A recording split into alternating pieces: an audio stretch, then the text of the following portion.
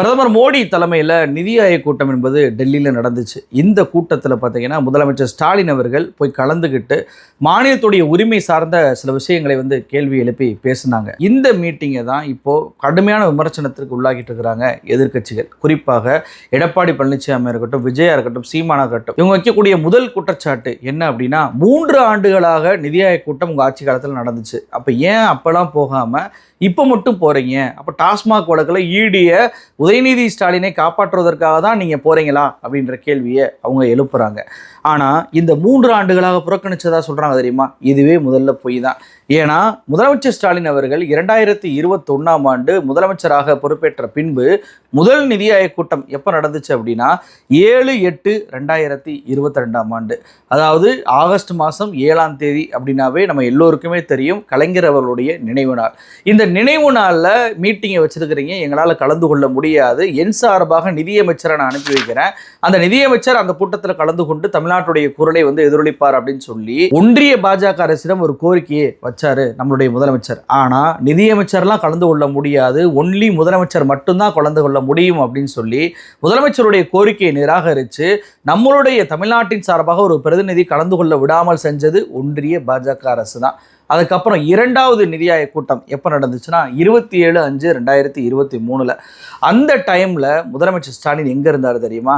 நம்மளுடைய தமிழ்நாட்டில் 2024ஆம் ஆண்டு உலக முதலீட்டாளர்கள் மாநாடு நடக்க இருந்துச்சு. அதுக்காக எல்லா நிறுவனங்களையுமே நிதியை முதலீடு பண்ணுங்கள், தமிழ்நாட்டில் முதலீடு பண்ணுங்க அப்படின்ற அந்த நிறுவனங்களை கவருவதற்காக சிங்கப்பூர், ஜப்பான் பயணத்திற்கு போயிருந்தார். அப்போ ஜப்பான் நாட்டில் அவர் இருக்கும்போது தான் இங்கே நிதி ஆயோக் கூட்டம் நடந்துச்சு. அதனால தான் அவரால் கலந்து கொள்ள முடியல. இந்த முறையுமே நம்மளுடைய பிரதிநிதிகள் கலந்து கொள்வதை ரூல்ஸை காட்டி நிராகரிச்சுட்டாங்க ஒன்றிய பாஜக அரசு.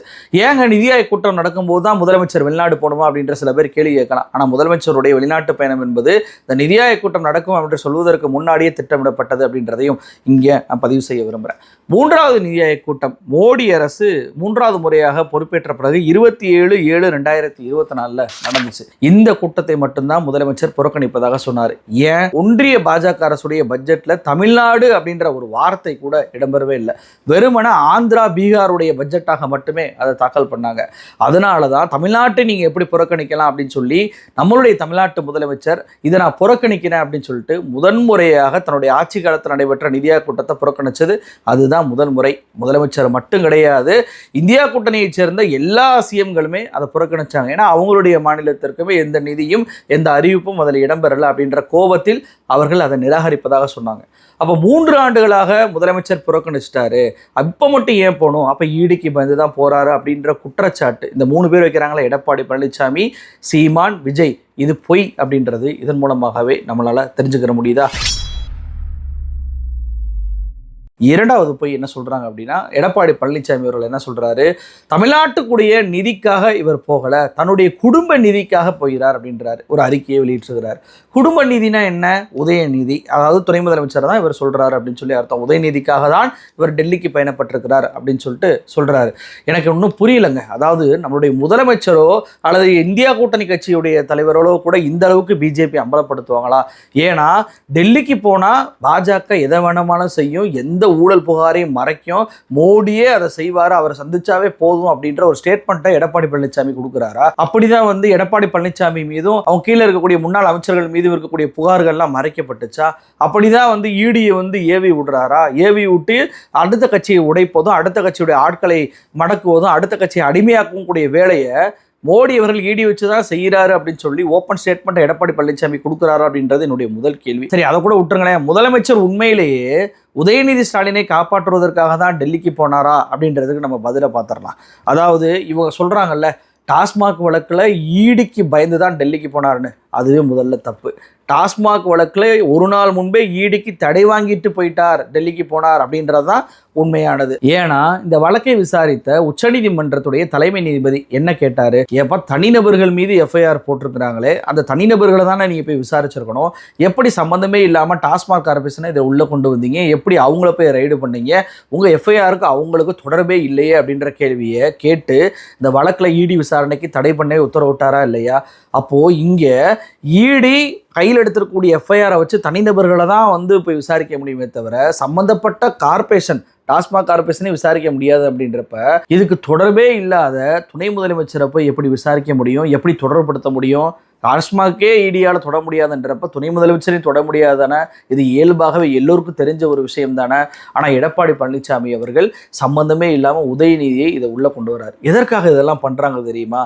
2G ஊழல் அப்படின்ற ஒரு பொய்யான ஒரு குற்றச்சாட்டை மிகப்பெரிய அளவில் பிம்பமாக்கி 2011ஆம் ஆண்டு திமுகவுடைய ஆட்சியை இறக்க வச்சாங்க. 2014 காங்கிரஸ் ஆட்சியும் அதை வச்சு தான் இறக்க வச்சாங்க.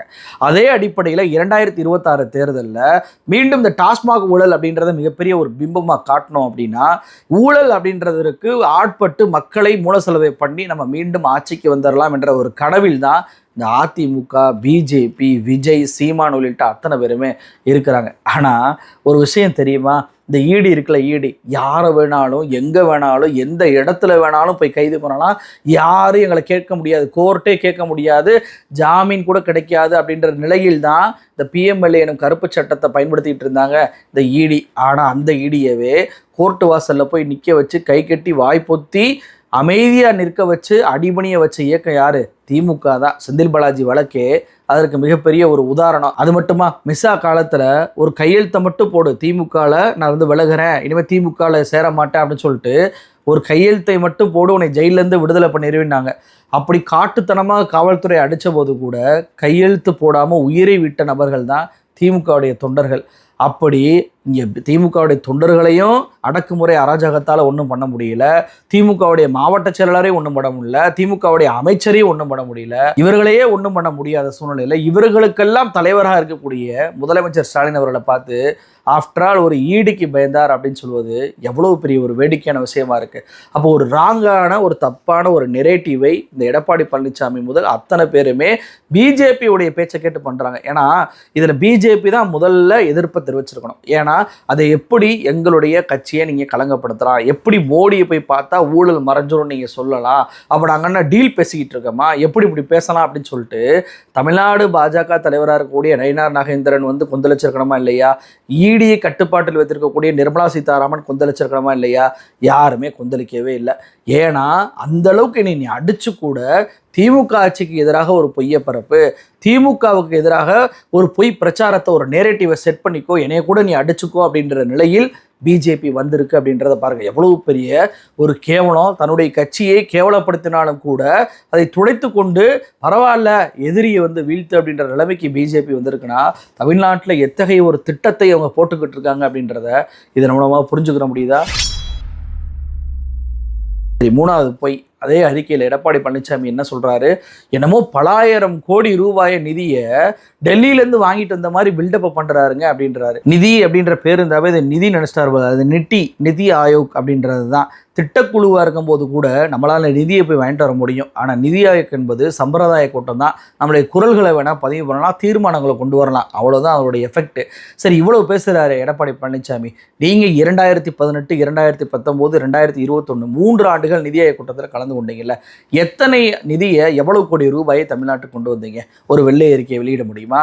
ஒரு எய்ம்ஸ் மருத்துவமனைக்கு கூட 1 ரூபாய் கூட உங்களால் நிதியை பெற்று தர முடியல 3 ஆண்டுகளில். அப்படி இருக்கும்போது முதலமைச்சரை பார்த்து பலாயிரம் கோடி நிதி வந்த மாதிரி பில்டப் கொடுக்குறீங்களே, யாருக்குமே தெரியுங்க நிதியெல்லாம் நிதி ஆயோக்கால கொடுக்க முடியாது, நம்மளுடைய குரலை தான் பதிவு பண்ண முதலமைச்சர் போயிருக்கார் அப்படின்னு சொல்லிட்டு குரலை பதிவு பண்ணார்ல. அதாவது 50% வரியை நீங்கள் திருப்பி கொடுக்கணும் மாநிலங்களுக்கு அப்படின்னு சொல்லிட்டு நம்ம மாநில கோரிக்கையை தாண்டி எல்லா மாநிலங்களுக்கும் பேசினார்ல. உங்களால் பேச முடிஞ்சா? உங்களால் உங்களுடைய கூட்டணி அறிவிப்பு ப்ரெஸ் மீட்டில் கூட பேச முடியல. அந்த லெவலுக்கு தான் நீங்கள் இருந்தீங்க. இன்னைக்கு முதலமைச்சரை உங்களால் குற்றம் சொல்ல குறைஞ்சபட்ச தகுதி உங்களுக்கு இருக்கா? 4வது போய் என்ன சொல்கிறாரு? ஆர்டி சட்டத்தின் கீழே வந்து மாணவர் சேர்க்கையை இன்னும் இந்த அரசு துவங்கவே இல்லைன்ற ஒரு பொய்யை சொல்லியிருக்காரு.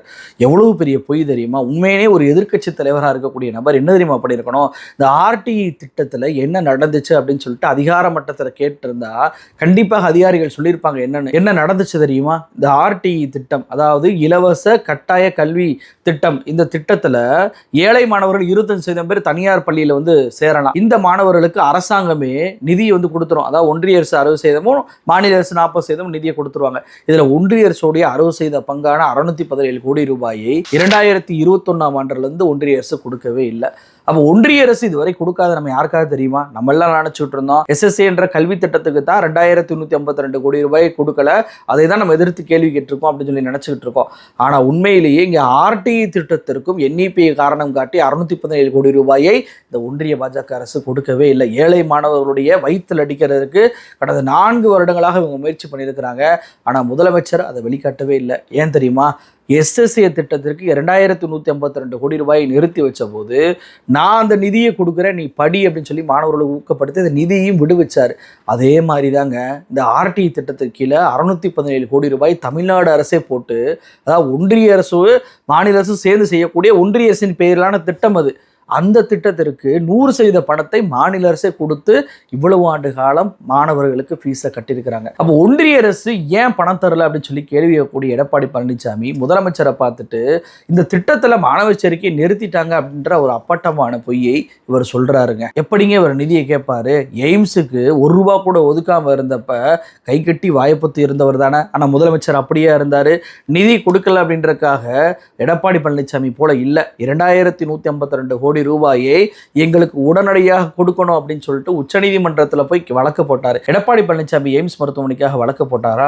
எங்கேயுமே போடவே இல்லையே. தமிழ்நாட்டு உரிமைக்காக எந்த குரலுமே கொடுக்கலையே. அப்படி இருக்கும்போது இன்னைக்கு ஏன் பொய்களை இப்படி பரப்பிட்டு இருக்கிறாரு? எனக்கு என்ன கேள்வி இதுல வருது தெரியுமா? அந்த நிதி ஆயோக் கூட்டத்தில் முதலமைச்சர் 3 ஆண்டுகள் புறக்கணிக்கல அப்படின்றது மீடியாக்களுக்கு தெரியும். அதே போல டாஸ்மாக் வழக்கிலையும் இந்த வழக்கை தடுத்து நிறுத்திய பின்பு தான் முதலமைச்சர் போறாரு. அதுவும் மீடியாக்களுக்கு தெரியும். RTE திட்டத்தில் 617 கோடி ரூபாயை ஒன்றிய பாஜக அரசு கொடுக்கல என்பதும் மீடியாக்களுக்கு தெரியும். அதே போலதான் நிதி ஆயோக் மூலமாக நிதியெல்லாம் பெற்று வர முடியாது, கோரிக்கை தான் வைக்க முடியும் என்பதும் மீடியாக்களுக்கு தெரியும். ஆனால் எந்த மீடியாவுமே இந்த உண்மையை எடப்பாடி பழனிசாமி பிரஸ் மீட் கொடுக்கும்போது அறிக்கை கொடுக்கும்போது கேட்கல. குறைஞ்சபட்சம் தனியாக ஒரு வீடியோ போட்டாவது தமிழ்நாட்டு மக்களுக்கு ஒரு குழப்பத்தை தெளிவுபடுத்தியிருக்கலாம். ஆனால் எந்த மீடியாவும் பண்ணவே இல்லை. ஒருவேளை இதற்கு அவங்களும் ஆட்பட்டாங்களா அப்படின்றது எனக்கு தெரியலை. ஏன்னா அவ்வளவு பெரிய ஒரு நெரேட்டிவை இங்கே மிகப்பெரிய அளவில் எல்லாருமே இணைஞ்சு பண்ணிக்கிட்டு இருக்கிறாங்க அப்படின்றது தான் ஒரு கொடுமையான விஷயமா இருக்குது. அதுவும் பொய்களால் கட்டமைக்கிறாங்க. ஒரு ஆளுங்கட்சி இருக்கா, நியாயமான விமர்சனங்களை தாராளமாக வைக்கலாம். ஆனால் பொய்களை மட்டுமே வைப்பது என்பது, அதுவும் பிஜேபியை காப்பாற்றக்கூடிய பொய்களை மட்டுமே வைப்பது என்பது இவர்கள் மீதான நேர்மைத்தன்மையை கேள்வி எழுப்பதாக இருக்குங்க. அது மட்டுமல்ல, இவர் என்ன சொல்றாரு எடப்பாடி பழனிசாமி அவர்கள், டெல்லிக்கு போனால் பெரிய தலைவரா, நீங்க என்ன பெரிய தலைவர் மாதிரி பில்டப் கொடுத்துக்கிட்டு இருக்கீங்களே அப்படின்றாரு. உண்மையிலேயே முதலமைச்சர் ஸ்டாலின் ஒரு மிகப்பெரிய தலைவராக தாங்க நான் பார்க்குறேன். ஏன்னா அரசியலமைப்பு சட்டம் 75 ஆண்டுகள் ஆயிடுச்சு. இது வரைக்கும் ஆளுநருக்கு ஒரு காலக்கெடு என்பது இல்லை.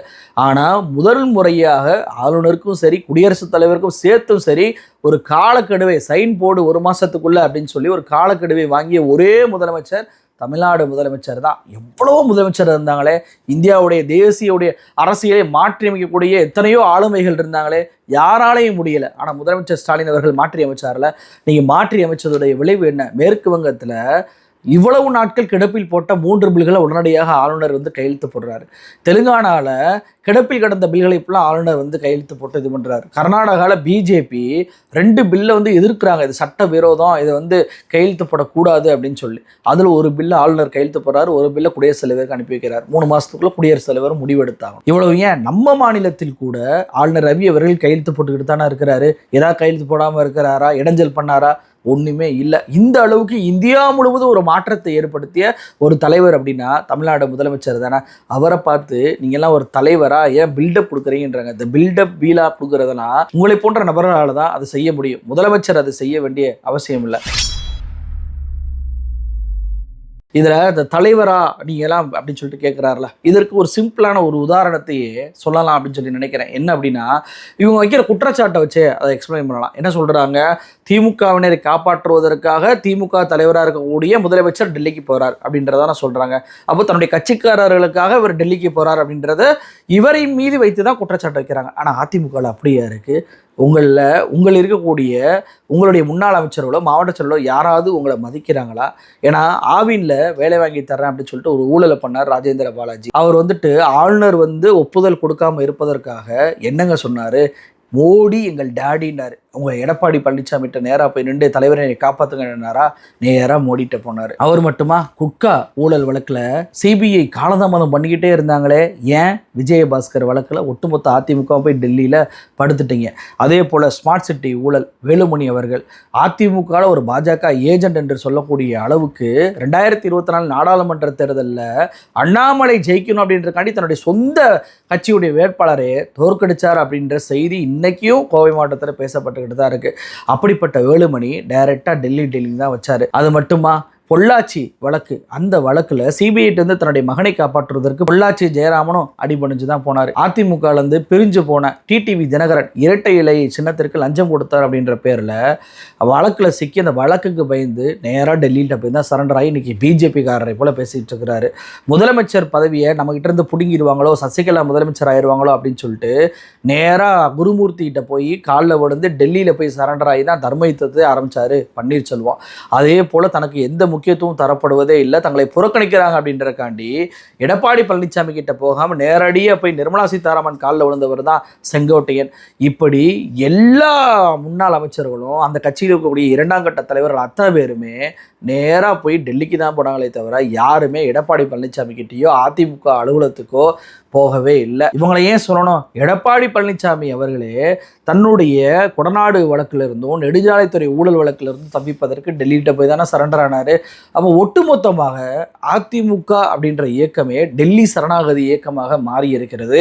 அந்த கட்சியுடைய ஆட்கள் கூட அனைவருமே எடப்பாடி பழனிசாமியை நம்பாமல் நேராக போய் மோடியையும் பாஜகவை நிர்மலா சீதாராமனையும் தான் சந்திக்கக்கூடிய நம்பக்கூடிய நிலைமை என்பது இருக்குது. ஆனால் இங்கே பாருங்களேன், திமுகவுடைய அமைச்சராக இருந்த செந்தில் பாலாஜி அவர்கள் இடி ரைடு பண்ணுறாங்க, 1 வருஷம் சிறையில் அடிக்கிறாங்க, பிஜேபியில் சேருங்க, உங்களுக்கு வந்து ஜெயிலேருந்து உடனடியாக விடுதலை பண்ணுறோன்னு சொல்லியும் கூட நான் ஜெயிலில் கூட இருப்பேன், எனக்கு பிஜேபி வேணாம் அப்படின்னு சொல்லிட்டு 1 வருஷம் ஜெயிலிருந்து பல சித்திரவதைகளை அனுபவித்து வெளியே வந்தார் தான் செந்தில் பாலாஜி அவர்கள்.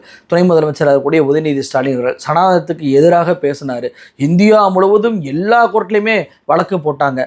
ஒரு மன்னிப்பு மட்டும் கேளுங்க, உங்களை நான் அந்த கேஸ்லேருந்து விடுவிச்சிடறோம் அப்படின்றதான் பிஜேபி வைத்த முதல் டிமாண்டு. மன்னிப்பு கேட்டாரா? கேட்கவே இல்லையே.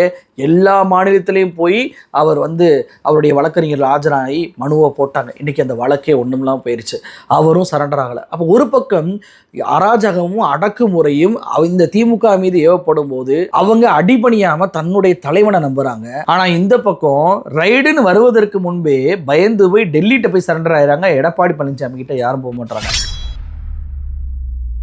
ஏன் இந்த எடப்பாடி பழனிசாமியே ரைடுக்கெல்லாம் நான் பயந்தவன் இல்லை, நானும் ரைடுக்கு பயந்தவனா அப்படின்றாரு. உண்மையிலே இவர் ரைடுக்கு பயந்தவர்லாம் இல்லை. ஏன்னா இவர் ரைடுக்கு வந்தால் தானே பயப்படுவார். பக்கத்து ஆளுக்கு ரைடு வந்தாவே பயந்து போகக்கூடிய ஆள் தான் நம்ம எடப்பாடி பழனிசாமி அவர்கள். ஏன்னா ஐடி ரைடு சேலம் மாவட்ட செயலராக இருக்கக்கூடிய அதிமுகவுடைய மாவட்ட செயலராக இருக்கக்கூடிய இளங்கோவன் அவர் ஒரு கல்லூரி நடத்துகிறார். அந்த கல்லூரியில் ஐடி ரைடு வர்றாங்க. அந்த கல்லூரி ஐடி ரைடில் இவர் மாட்டிக்கிறாரு. மாட்டிக்கிட்ட உடனேயே என்னங்க நடந்துச்சு? வழக்கு போட்டு கோர்ட்டில் வந்து சுப்ரீம் கோர்ட்டுக்கு போய் நீதியை பெற்றாங்களா? இல்லையே. பொங்கல் விழாவுக்கு ஆளுநர் ரவியை வர வச்சாங்க. அப்போவே ஆளுநர் ரவி இளங்கோவனும் டீல் பேசிக்கிட்டாங்க, கூட்டணி அமைக்க போகிறாங்க, இந்த வழக்குலேருந்து விடுவிக்க அவங்க என்னெல்லாம் பண்ண போகிறாங்க அப்படின்றத பாருங்கன்னு சொல்லிட்டு மீடியாக்கள் அப்போதே செய்திகளை வெளியிட்டாங்க. அப்போது ஒரு ரைடு வந்த உடனேயே பயந்து போய் ஆளுநரை கூப்பிட்டு நிகழ்ச்சி நடத்தி அதன் மூலமாக பிஜேபியை கூட்டணி அமைச்சவர் தான் எடப்பாடி பழனிசாமி. இவர் ரைடுக்கு பயப்பில்லை அப்படின்னு சொல்கிறதுலாம் எவ்வளோ பெரிய வேடிக்கை. ஏன்னா ஒரே ஒரு ரைடு தாங்க அதிமுக வந்துச்சு, விஜயபாஸ்கர் மீது மட்டும்தான் ரைடு வந்துச்சு. மற்ற எல்லாமே பார்த்தீங்கன்னா ரைடு வருவதற்கு முன்பே சரண்டர் தான். அப்படிப்பட்ட நபராக இருந்து கொண்டு இன்னைக்கு முதலமைச்சரை பார்த்துட்டு டெல்லிக்கு போனாவே நீங்கள் எல்லாம் ஒரு தலைவராக பில்டப் பண்ணுறீங்களே அப்படின்னு சொல்வது எவ்வளோ பெரிய ஒரு வேடிக்கையான விஷயமா இருக்குது. அப்போது ஒரு மிகப்பெரிய ஒரு நெரேட்டிவை பிஜேபி செட் பண்ண ஆரம்பிச்சுட்டாங்க. ஒரு பொய்களை கட்டமைக்க ஆரம்பிக்கிறாங்க. அது கோடி மீடியா உதவியுடன் அதை ஆரம்பிக்கிறாங்க. அப்படின்றப்போ தமிழ்நாட்டு மக்கள் தான் விழிப்போடு இருந்து நியாயமான ஒரு தலைவரை தேர்வு செய்யணும் அப்படின்றது தான் என்னுடைய கோரிக்கையாக இருக்குது. ஏன்னா தமிழ்நாட்டு மக்களுக்கு எவ்வளவு பெரிய துரோகத்தை எடப்பாடி பழனிசாமியுடைய ஆட்சியில் எடப்பாடி பழனிசாமி ஒரு பொம்மை முதலமைச்சராக வைத்துக்கொண்டு பாஜக செயல்பட்டாங்க அப்படின்றத கண்கூட நான் சொல்லி தெரிய தவிர எல்லாருக்குமே தெரியும். அதை அனுபவப்பட்டு தான் நம்ம வந்தோம். ஆனால் இந்த ஆட்சியில் அப்படி பிஜேபிக்கு அடிபணியவும் இல்லை, எதிர்த்து சண்டை போடுறாங்க, தமிழ்நாட்டை சுயமரியாதை பாதையில் நிறுத்தி வச்சிருக்கிறாங்க. அப்படின்றப்போ யாரை மக்கள் தேர்வு செய்யணும் அப்படின்றத இதன் மூலமாகவே நம்மளால் தெரிஞ்சுக்கிற முடியுது. நன்றி.